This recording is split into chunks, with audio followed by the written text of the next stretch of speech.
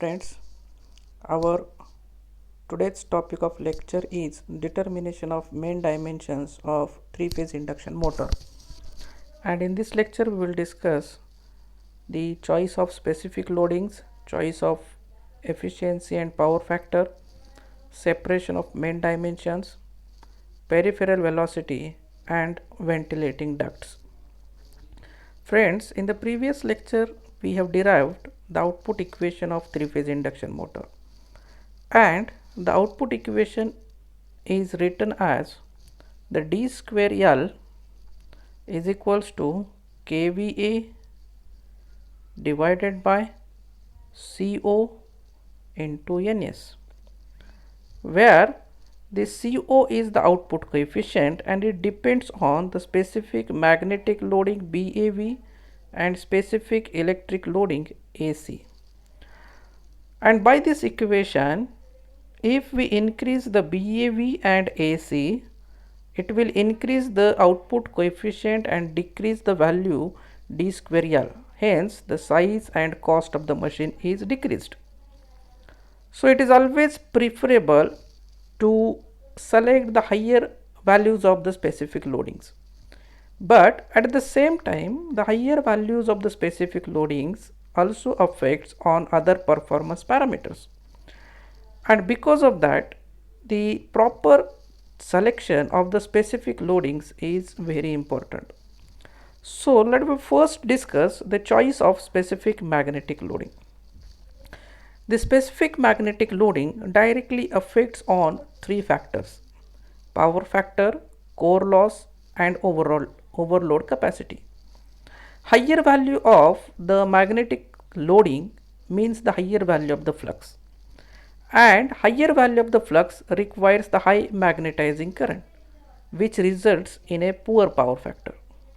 Also, higher value of the flux increases the both hysteresis and magnet eddy current loss, which also affects the efficiency of the machine. But the higher value of the flux requires the less number of turns per phase to induce an EMF. So, the overload capacity of the machine becomes increased.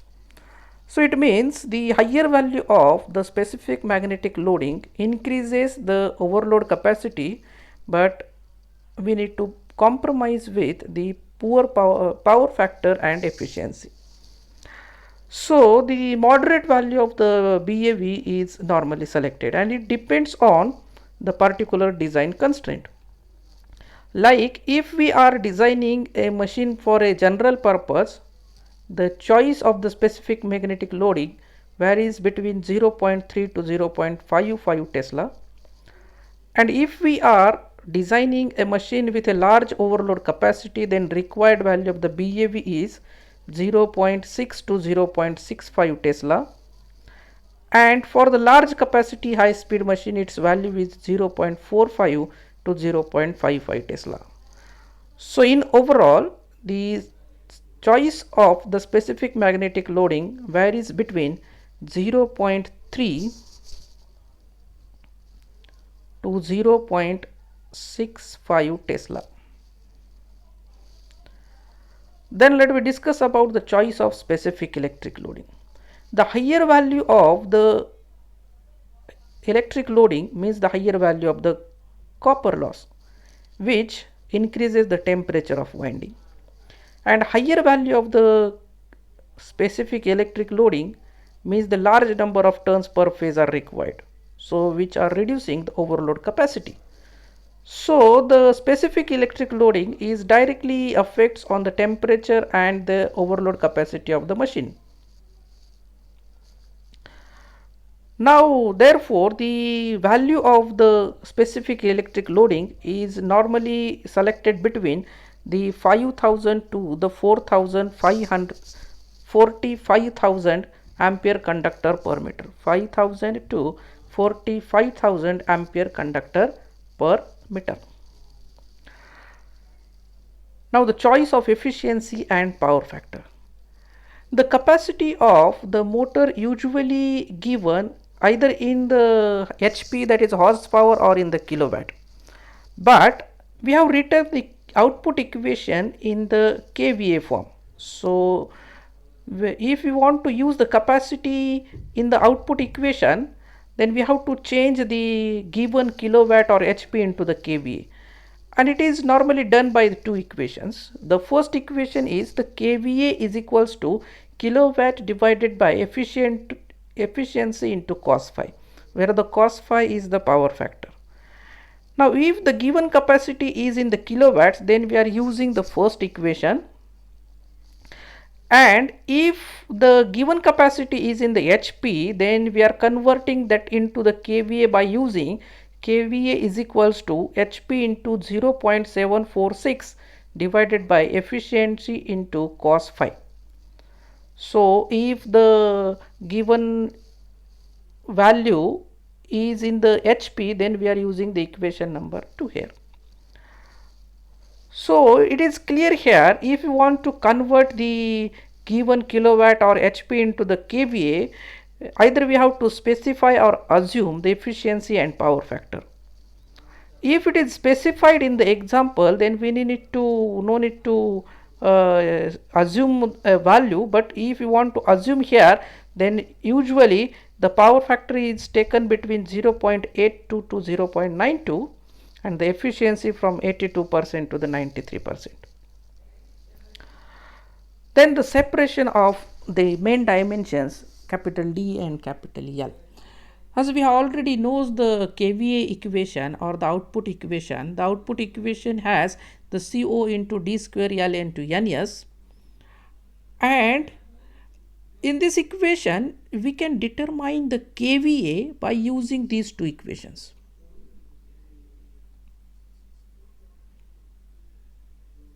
Okay, so the kVA can be determined by using these two equations, and the NS is the specification, whereas we have already discussed how to select or assume the specific magnetic loading, that is BAV and AC. Normally we are assuming the full pitch winding, and for the full pitch winding the winding factor Kw is 0.955. So it means if we suitably assume the value of the Kw, BAV, AC, efficiency and cos phi, the product D square L can be determined from this output equation. And once we determine this D square L product, then we have to split this into the two main components, that is D and L. So while selecting separating this D and L from the D square L product, if we assume their square pole, then for the square pole the pole pitch is equals to length of stator core, that is the pole pitch tau is equals to the L, and as we know that the pole pitch is equals to pi d divided by P. But if we assume with this, then this assumption will not give a good power factor. And if you want to design a machine with a good power factor, then we are normally using the relations. If the machine is a small capacity, then this pole pitch is equals to 0.44 into under root L, and if the machine is a medium size machine, then the pole pitch is equals to 0.41 into under root L. But other than this power factor, there are other design factors like the cost and efficiency. It means for the overall good design, usually the ratio of core length to the pole pitch, that is L by tau, is taken as 1.5 to 2, in between 1.5 to 2 for a minimum cost machine. So it means if we select the ratio L by tau between 1.5 to 2, the design becomes a cheaper design. And if we select the L by tau is 1.5, then it gives us a good efficiency. And in a good overall design perspective, we are selecting the ratio L by tau as 1. Peripheral velocity. As we know that the expression of peripheral velocity V is equals to pi d n meter per second, where the n is the revolutions per second. And for a normal construction of machine, the maximum permissible value of the peripheral velocity is 30 meter per second. So it means for a normal construction we need to restrict ourselves with the permissible peripheral velocity up to the 30 meter per second. So here we are having one check applied, because whatever be the D and L we are calculating, we are assuming the certain values of the pole pitch and L. So L by tau are strictly the assumption by this particular table. Whether this particular assumption is suitable with the speed or not. So we have to check that. So it means whenever we are calculating the D by using the above separation method, then that D must be limit the peripheral velocity within the 30 meter per second. So that we need to check. And that which value of the D we are getting, if that value is limiting the peripheral velocity within a permissible range, then we can go for that particular design. For the special construction, the peripheral velocity is limited up to the 60 to 75 meters per second also. Now the ventilating ducts. A large core length machine is very difficult to cool. So in order to maintain the temperature of the machine, the core length is normally provided with the ventilating ducts.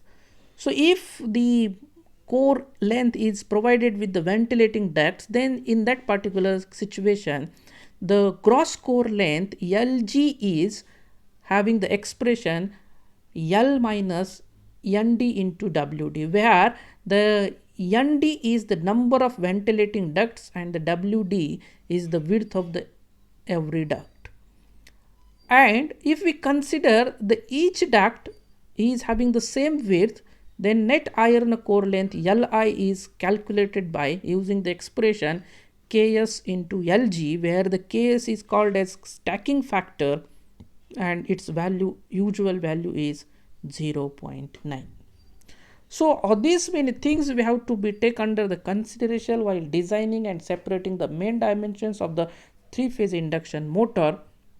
I hope you will understood this, and in the next lecture we will solve one numerical on the output equation of the three-phase induction motor and the main dimensions of the three-phase induction motor. Thanks for watching.